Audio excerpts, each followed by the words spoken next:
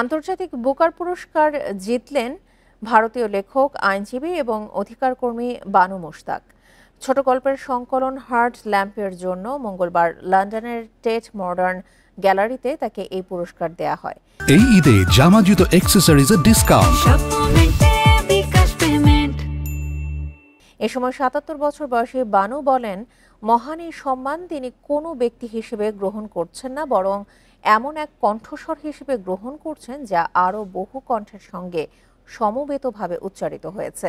Heart ল্যাম্পে সব মিলিয়ে ১২টি গল্প সংকলিত হয়েছে। ১৯৯০ সাল থেকে ২০২৩ সালের মধ্যে এগুলো প্রকাশিত হয়েছে। গল্পগুলোতে দক্ষিণ ভারতের মুসলিম সমাজের দৈনন্দিন জীবন ফুটে উঠেছে। নারী ও কিশোরীদের অভিজ্ঞতাকে বিশেষ গুরুত্ব দেওয়া হয়েছে। বানু মূলত কন্নাড়া ভাষায় লেখালেখি করেন। এই ভাষার লেখকদের মধ্যে তিনিই প্রথম মর্যাদাপূর্ণ পুরস্কারটি পেলেন।